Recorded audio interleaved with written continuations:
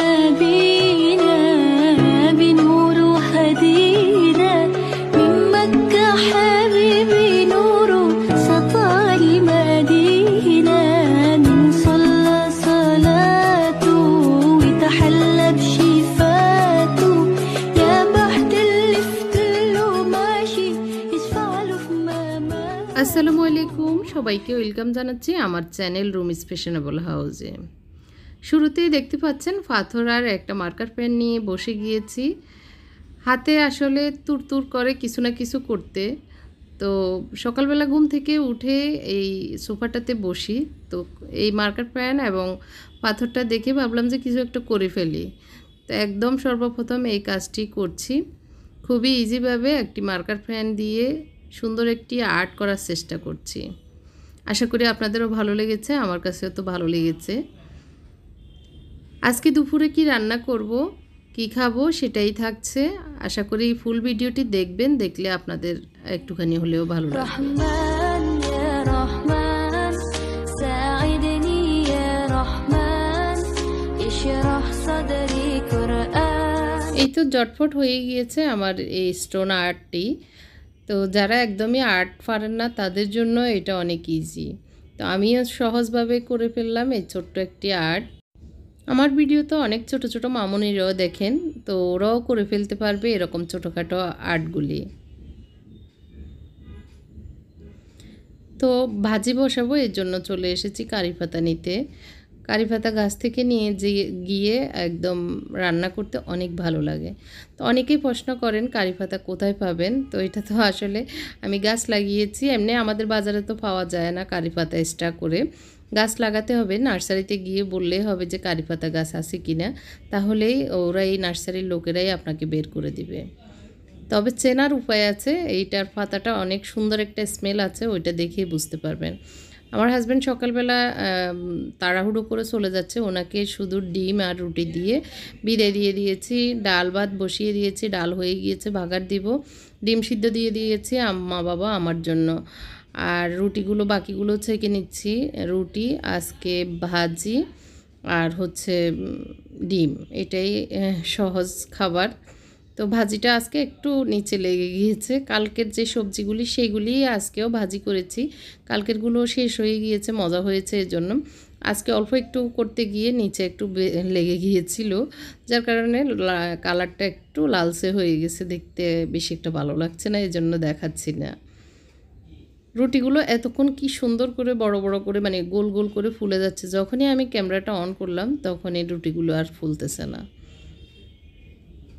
তো গতকালকের খাসির গোশত একটু ছিল, একটা হাড় যে আছে, তো বাবাকে বললাম যে বাবা মা দুজনে মিলে এটা শেষ করে দেওয়ার জন্য।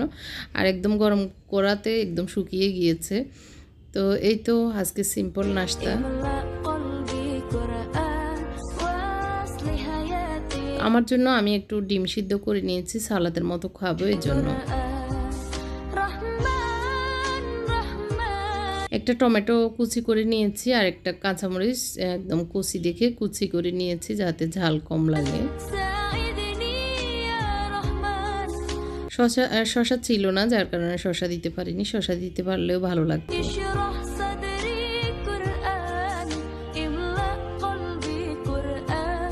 একটু ডিফারেন্ট করে খাওয়ার চেষ্টা করছি। তো এইভাবে সালাদ করে খেতে একটু ভালো লাগে।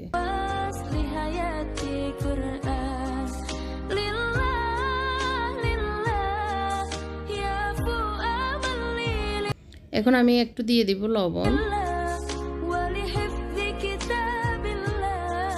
যেহেতু কাঁচামরিচ দিয়েছি আর গোলমরিচ পাউডার দিব না, বেশি জাল হয়ে যাবে, সকালবেলা জাল বেশি ভালো লাগবে না, এই জন্য মনে হচ্ছে। তো একটু মেখে নিচ্ছি। এখন আমি একটু পেঁয়াজও দিয়ে দিব, পেঁয়াজ দিলেও ডিমের সাথে খেতে কাঁচা পেঁয়াজ ভালো লাগবে, এই কারণে অল্প একটু পেঁয়াজ দিয়ে দিচ্ছি। আবারও মিক্স করে নিচ্ছি।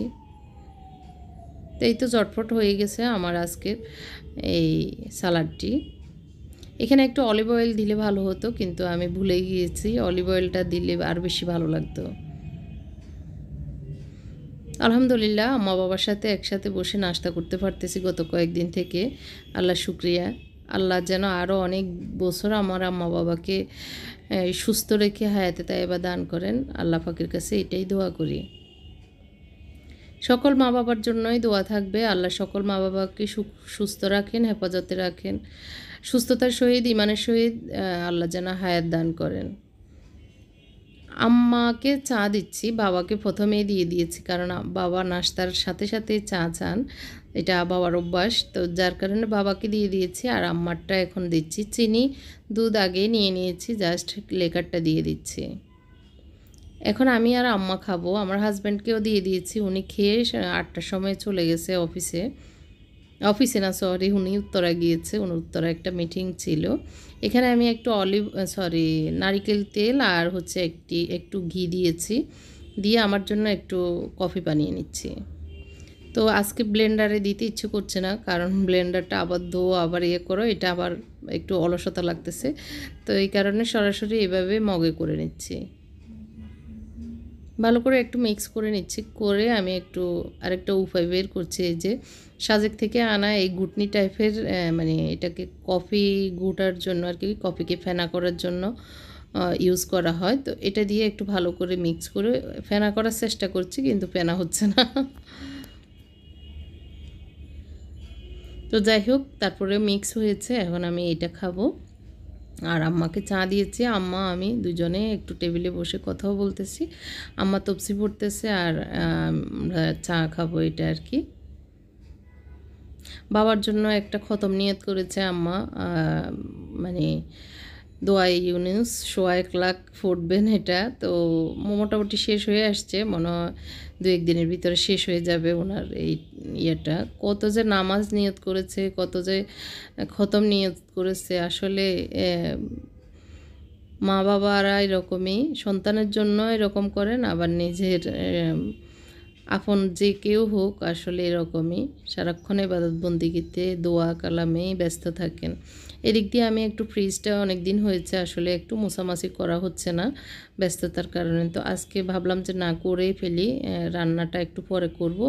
সব কিছু রেডি করে নিয়েছি, নাস্তা খাওয়ার পরে ভাবলাম যে এটা আগে করে ফেলি, তারপরে রান্নাতে চলে যাব।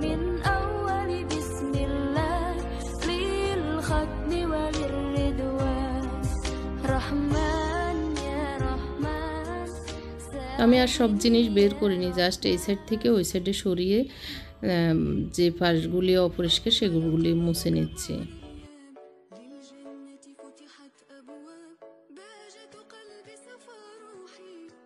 তো নিচের ডয়ারের অংশটা একটু বেশি অপরিষ্কার হয়ে আছে, সেটা একটু ভালো করে মুছবো। আমি ডয়ারটা খুলে নিয়ে গিয়েছি, ডয়ারের উপরে একটা এরকম থাকে, সেটাও খুলে নিয়েছি। তো এখন ওগুলো ধুয়ে তারপরে ডয়ারটা লাগিয়ে নিব। এখন এটাকে আমি ভালো করে মুছে তারপরে এখন সব সেট করে নিয়েছি। মোটামুটি আল্লাহর রহমতে মানে কষ্ট করার পরে আর কি পরিষ্কার হয়েছে, এই আর কি। চলে এসেছি রান্নাঘরে, একটু আজকে রান্না করব শাকভাজি আর কুমড়া, মিষ্টি কুমড়া, আর রান্না করব একটু চিংড়ি মাছ দিয়ে, ছোটো চিংড়ি মাছ দিয়ে।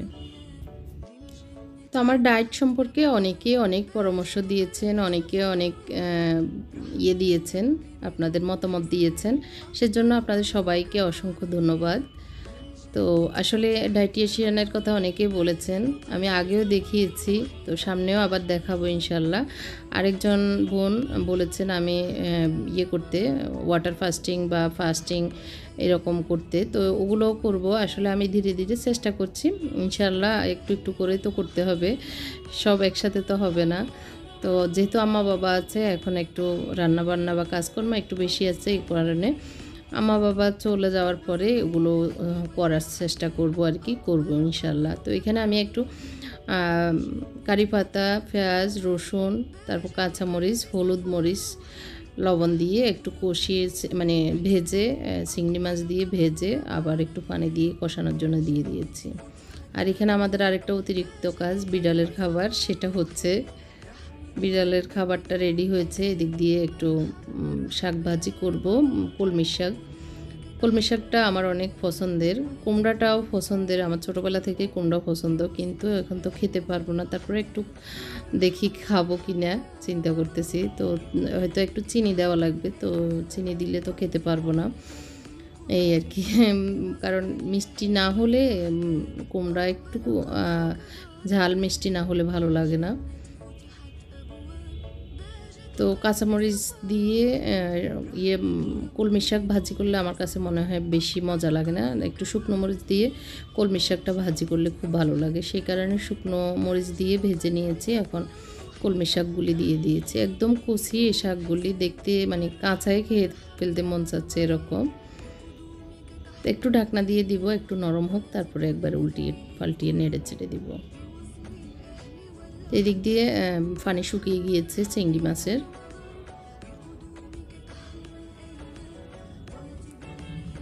কুমড়াগুলি দিয়ে দিয়েছি, এখন নেড়ে ছেড়ে পানি দিয়ে একবারে রান্না করে নিব। প্রথমে এইভাবে একটু কষিয়ে নিব, মানে ভেজে নিব আর কি ঢাকনা দিয়ে, তারপরে পানি দিয়ে রান্না করে নেব। তো শাকটাও মোটামুটি সফট হয়ে গিয়েছে, আমি ভালো করে একটু পানি শুকিয়ে গেলেই শাকটা নামিয়ে নেব।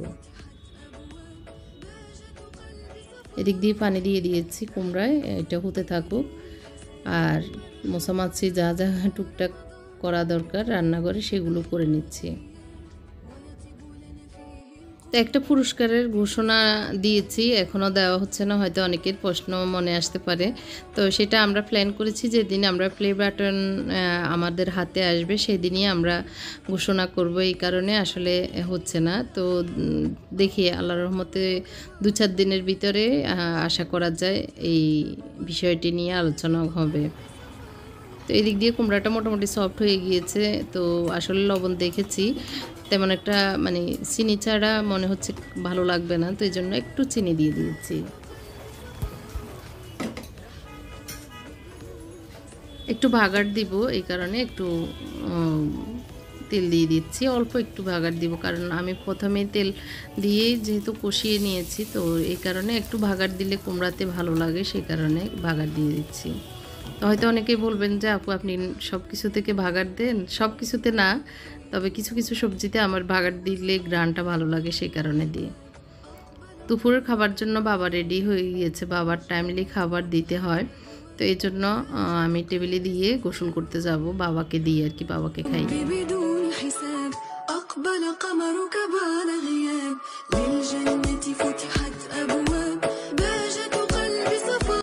এই তো মাছ রান্না করেছি, শাক ভাজি, ডালটা অনেক মজা হয়েছে, কিন্তু খেতে পারবো না। ভাজি সকালের, মুরগির গোশত, কুমড়া, এটাই আজকে দুপুরের খাবার। আশা করি আমার আজকের ব্লগটি আপনাদের ভালো লেগেছে, ভালো লাগলে লাইক কমেন্ট করতে ভুলবেন না। আর যারা আমার চ্যানেলে নতুন এসেছেন, এখনও আমার চ্যানেলটি সাবস্ক্রাইব করেননি, প্লিজ আমার চ্যানেলটি সাবস্ক্রাইব করবেন এবং পাশে থাকা ছোট্ট বেল বাটনটিও চাপ দিবেন, যাতে করে আমি যে নিয়মিত ব্লগ দিই সেগুলির নোটিফিকেশন আপনার কাছে চলে যায়। আপনারা যারা আমাকে এত সুন্দর সুন্দর কমেন্ট করেন তাদেরকে অসংখ্য ধন্যবাদ জানাচ্ছি। তো আজকের মতো এইখানেই বিদায় নিচ্ছি, আল্লাহ হাফেজ, আসসালামু আলাইকুম। আমার জন্য দোয়া করবেন এই অনুরোধ জানাচ্ছি শেষ মুহূর্তে।